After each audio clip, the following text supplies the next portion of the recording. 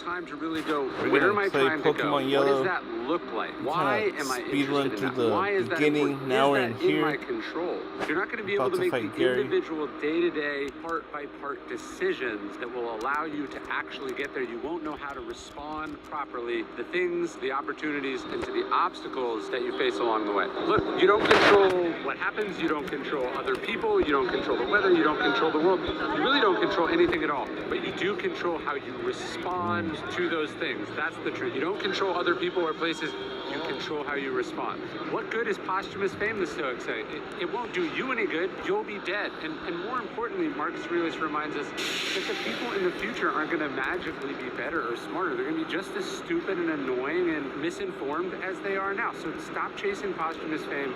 Exist in the present. Do what you can now. Do what's right now. It's not just that you read. You have to read a lot. General James Mattis, a modern day Stoic, he says, if you haven't read hundreds of books about what it is you do, about your craft, about your chosen line, he said, you are functionally illiterate. And that's such a great line. Being literate is awesome, but how literate are you? The Mark Twain line about the person who doesn't read has no advantage over the person who cannot read. It's not just that you can read, it's you have to read deeply. You have to read everything available. You have to read things you agree with, things you don't agree with. You have to be more than just literate. You have to be functionally literate. You have to know what it is that you do. You have to understand this life thing inside and out. The world, life can be amazing. You're being too idealistic. In meditation, Marcus Aurelius writes to himself, he says, remember, you don't live in Plato's Republic. He says, don't go around expecting utopia. Don't expect people to be perfect, because they're not. That was actually the knock in Rome against the great Stoic Cato. Cicero said, look, this guy's problem is that he thinks he lives in Plato's Republic instead of the dregs of Romulus. He was too high-minded, too idealistic, and he couldn't be pragmatic and practical enough to exist, work with other people to solve imperfect problems with imperfect solutions. But that's part of Stoicism too. You're gonna die. That's the Stoic idea of memento mori. Life is very, very short. You could leave life right now, let that determine what you do and say and think. You could go at any moment, and in fact, you will go at some moment, and that moment could be very, very soon. The people you meet are gonna suck. This is the harsh truth that Marcus Aurelius opens meditations with.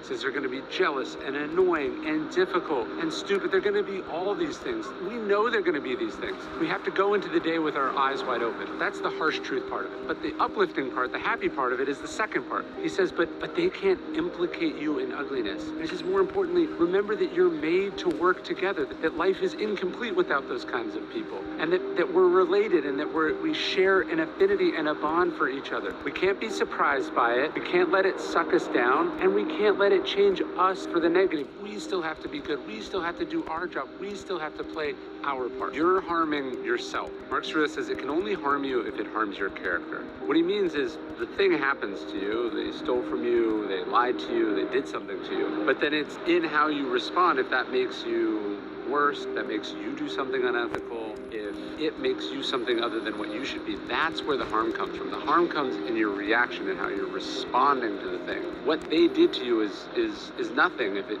doesn't touch inside you, if it doesn't change who you are, what you do, how you treat people. You think you're a good person, but you're hurting people. Marcus Aurelius reminds himself in meditations, he says, remember you can commit an injustice by doing nothing also. And, you know, there's the things that we turn away from, the things we don't want to think about, the things that we say are someone else's problems, the things we say we can't do anything about, right? And those are injustices that we are allowing to be perpetrated. We're complicit in that unless we try to do something about it. You want power, you want control, you want influence, and yet you neglect the most valuable empire there is. The greatest empire, Seneca said, is command of oneself. Your thoughts, your opinions, your actions, your urges. Command of oneself is the greatest empire. Self-command, self-discipline, self-control.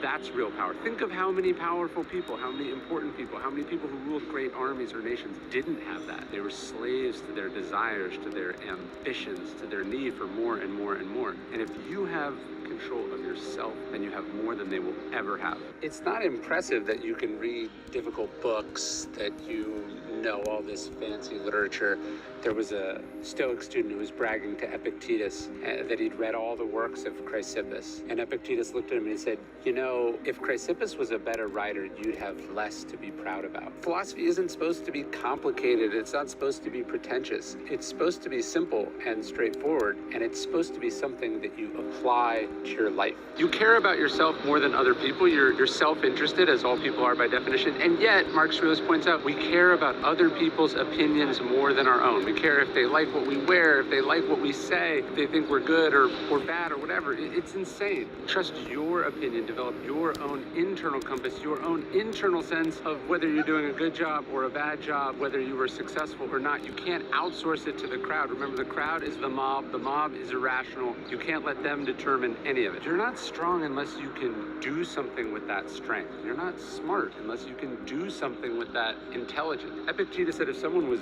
bragging about lifting weights and all the workouts they were doing, you wouldn't say, show me your shoulders. You would say, show me what you can lift. Show me what you can pick up. Right? So ultimately, the learning we do, the work we do, the training we do, it's got to be about the practical application. It's got to be what you're able to do with it. You're not going to be remembered. You're paying too close of attention. Epictetus says if you want to improve, you have to be content to be seen as ignorant or foolish in some matters. He was saying that if you're on top of everything, if you know the latest gossip, all the breaking news, what you're doing is not paying attention to the important things. What you're not doing is working on yourself. You have to be willing to say, I don't know about that. I didn't hear about that. They did a hyper fang. No. You're weak if you lose your temper. Stoicism was a masculine philosophy, but Marcus Aurelius pointed out how sort of pathetic it is that we get overwhelmed by our emotions and we lash out at people. Men sometimes judge other men for crying, but it's strange that we don't judge each other for losing our temper, which actually does hurt people, which is of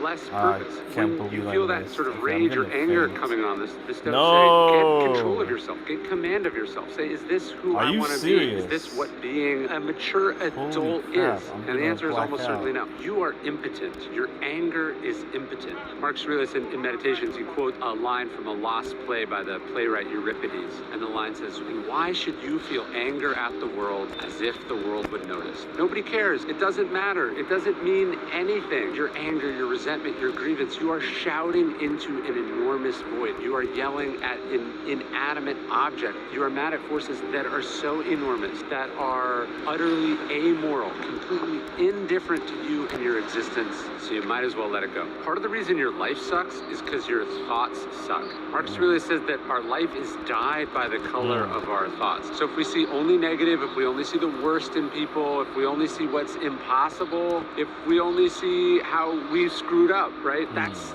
gonna color our perception of reality. Your life is dyed by the color of your thought. If your life is negative, if it's full of grievances, well, of course the world is gonna look that way to you. Every day I send out one Stoic-inspired email totally for free. Almost 1 million people all over the world. If you want to take your Stoicism journey to the next level, I would love for you to subscribe. It's totally for free. You can unsubscribe at any time. There's no spam. Just go to dailystoic.com/email. Love to see you there. What do you think about that? Yeah.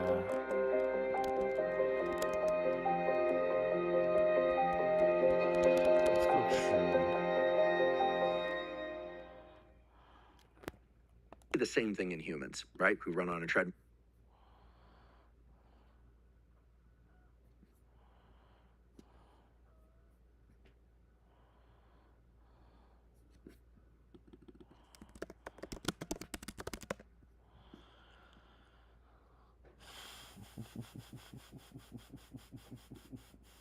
About you.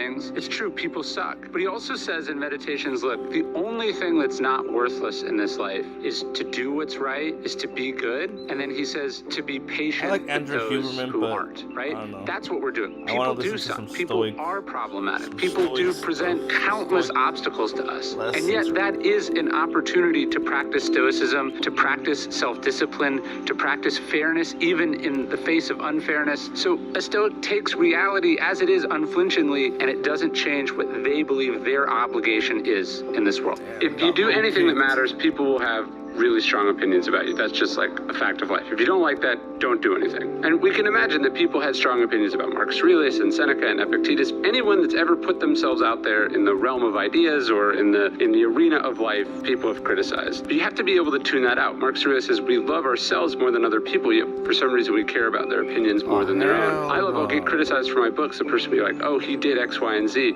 as a criticism, but it's like, that's exactly what I was trying to do. And you realize, oh, not only is this person's opinion like not worth listening to, if you heard it properly, you'd see that they were actually complimenting you. So you have to be able to tune out what other people say and do. You have to focus on what you do. That's what the Stoics say. To develop kind of an inner scorecard where you understand what you were trying to do, how you judge or measure your success, and it can't have anything to do with critics, with doubters, with haters, with your parents, with your spouse. It has to be based on your own understanding of what you're trying to do, of who you're trying to be as a person. That's what matters, and that's what you measure yourself by. The Stoics are masters of one-liners, and I want to give you 5 of the best all-time Stoic one-liners. Number 1, from Epictetus, if you want to be beautiful, make beautiful choices. Number 2, from Seneca, we suffer more in imagination than reality. Number 3, from Marcus Aurelius, we love ourselves more than other people, but for some reason we care about their opinions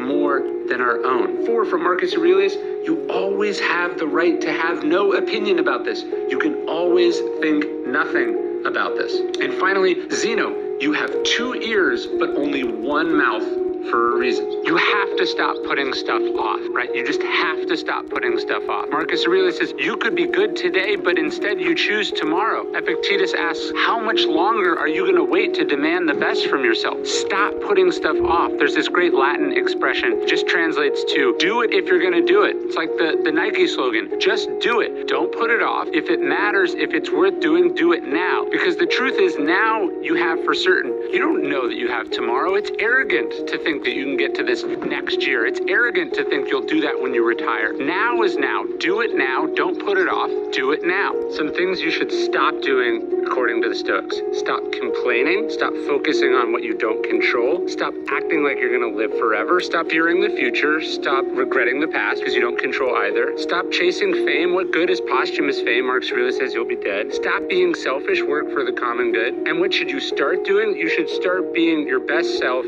following these 4 Stoic virtues: courage, justice, temperance, wisdom. You get up early. You have to get up early, even though you don't want to. Marcus Aurelius says, what were you made to stay under the covers and be warm? No, you were put on this planet to do something. Dante says, under the blankets is no way to fame. You get up early and you do something. You go for a run. You write in your journal. You sit quietly and watch the sunrise. You meditate. I don't care what you do, but a Stoic gets up early. They own the morning because owning the morning is a critical part of owning the day.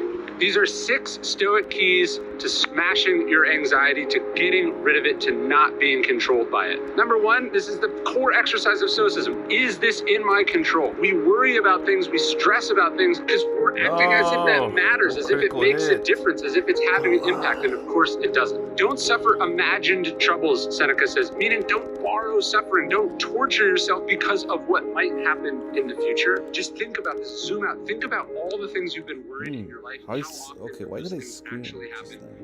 It's not that big of a deal. Worries are worse than reality. Sometimes you beat anxiety by zooming way out, looking at the 10,000-foot view, looking at it from Plato's view, as Marcus Aurelius says. Other times it's zooming way in, looking at it up close, not being overwhelmed by the totality of it. But we always have the ability to shift our perspective. This is what the Stoics call the discipline of perception. We have to practice it always. Marcus Aurelius says in Meditations, today I escaped my anxiety. And he says, no, wait. I discarded it. It's within me. It's a feeling inside you that you're bringing to the situation. It's your expectations. It's your worries. It's your demands. It's your fears. It's your hopes. Marcus Aurelius says, ask yourself, is this necessary? Does it actually matter? Do I need to do it? Will it make a difference? Why do I even care about this? The best way the Stoics say to beat anxiety is think about the things that you have been through before. Marcus Aurelius says, how will you meet the problems of tomorrow? With the same weapons that you have today, with the same way that you've gotten through adversity before. I think that's one lesson from the pandemic. Maybe you wondered before, could you have lived through the kinds of things that your ancestors ancestors lived through? Well, the answer is yes, of course. Seneca says, you know what you're capable of. You don't need to be anxious. You've been through crazy shit. Maybe in some ways it improved you. You made changes. You learned things. You don't have to be anxious because you're more capable than you know. And you should know how capable you are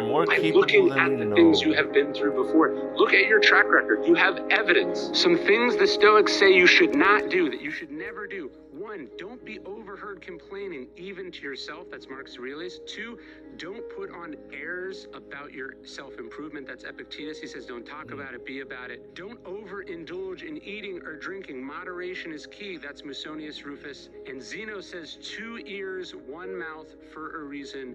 Don't speak more than you listen. Don't do those things and you'll have a good life. Stoic don't. Number 1, don't waste time. Seneca says that the craziest thing is that we protect our property, we protect our money, but we waste our time, even though it's a truly non-renewable resource. Number 2, forget about revenge. You're not going to get even with someone. They're punishing themselves.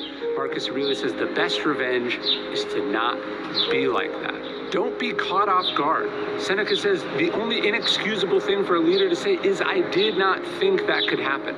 The art of premeditatio malorum for the Stoics was negative visualization, preparing in advance for what could happen and having a plan for it. Final one is a reminder from Marcus Aurelius that you don't need to have an opinion about this. He says, you always have the power of having no opinion. It doesn't concern you. It's not something you control. If it's pointless gossip or trivia, ignore it. Just let it be. Let other people be concerned with it, but let it float on by and don't get caught up in it.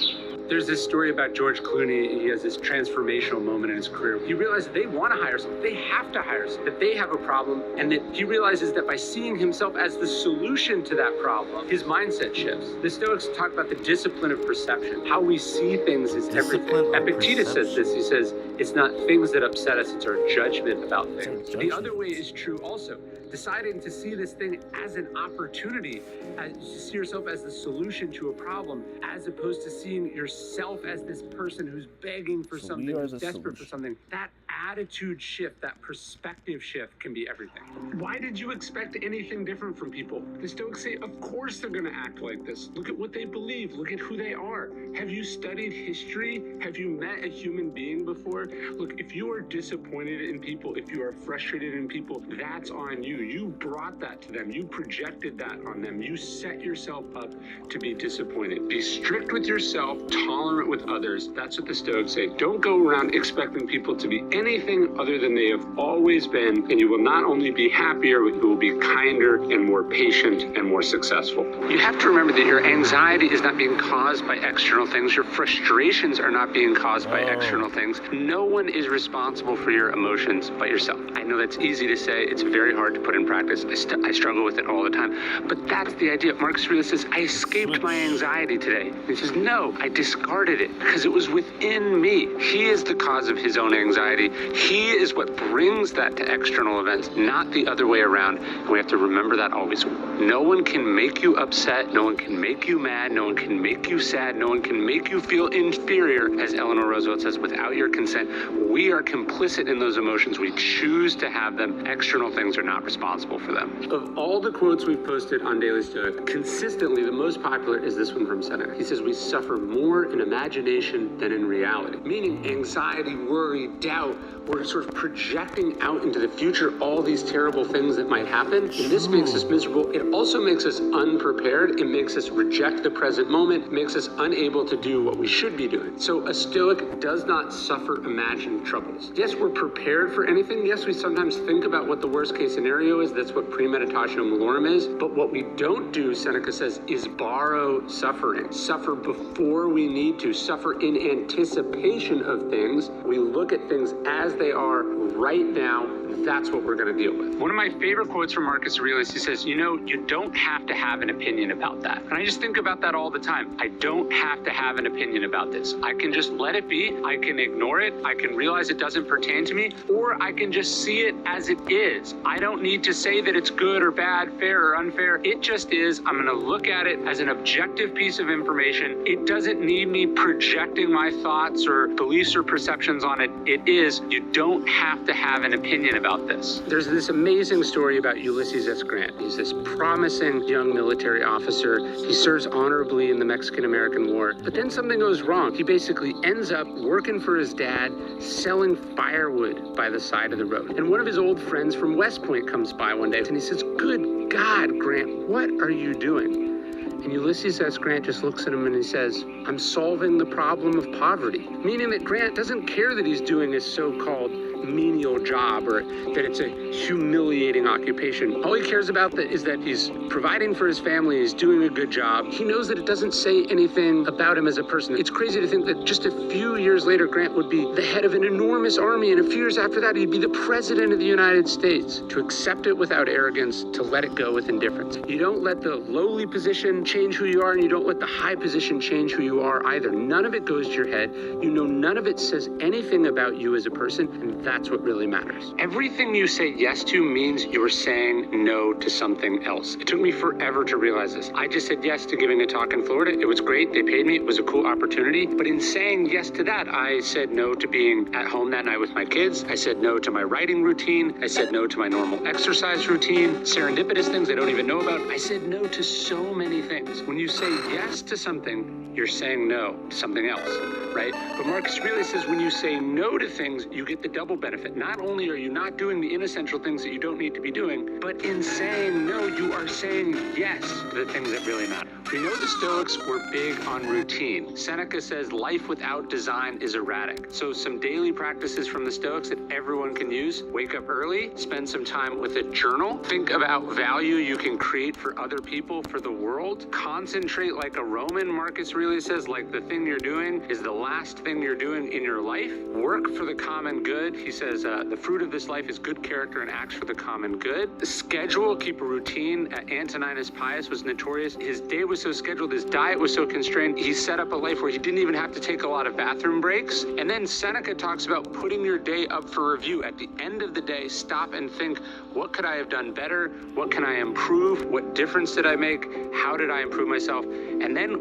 as we go to bed, the Stoics say, think about that this was your last day on earth, your life is over, and then when you wake up the next day, you're grateful because it's all bonus time, it's all extra, you're playing with house money, and that's how the Stoics go through life with a wonderful routine, design, and life, as Seneca says, without design is erratic. 3 things I learned from Robert Greene. 1, mastery requires a long apprenticeship, either under a great master, painful trial and error, but to be great at something, it takes a very long time, and the education phase of it is the longest period. Number 2, he told me once when I was thinking of leaving my job in American Apparel that life can be defined by alive time or dead time. Are you learning and getting better, or are you killing time? We have to always be learning and getting better, always focus on how we can use the moment in front of us. The third and the most important lesson is, even if you want to be a good person, even if you want to be nice and friendly and generous, it doesn't change the fact that you have to understand the laws of power. You have to understand how people are acting in the world and the forces that make them do what they do. 3 things I learned from Tim Ferriss. Number 1, and I learned this very early from him, he said, look at what an hour of your time is worth and then try to pay people to do anything that's less than that amount, right? And this is so hard because if you come from a sort of a middle class background, you're used to doing stuff for yourself. It feels reckless to pay for people.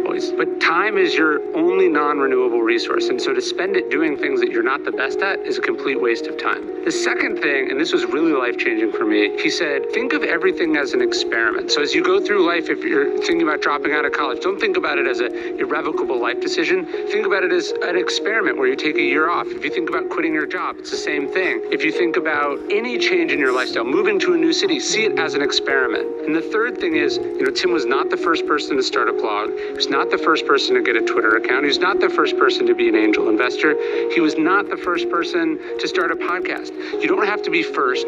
You just have to do the thing really well. You have to do it better than most people, and eventually quality will find its audience. So those are 3 things I learned from my friend Tim Ferriss. When you meet an annoying, obnoxious, rude person, Marcus Aurelius says, ask yourself, is a world without rude, obnoxious, frustrating people possible? Is it likely? The answer is of course not. So he says, okay, you met one of those people. Why is this surprising to you? And he says it takes the sting out of the obnoxiousness, the rudeness, the selfishness to realize you met one of a number, right? If it's 10%, 1 in 10 people that you meet will be annoying. So you can't be surprised when you meet them. You come to terms with it. So I love this exercise because it just turns down the volume for me on all the frustrations.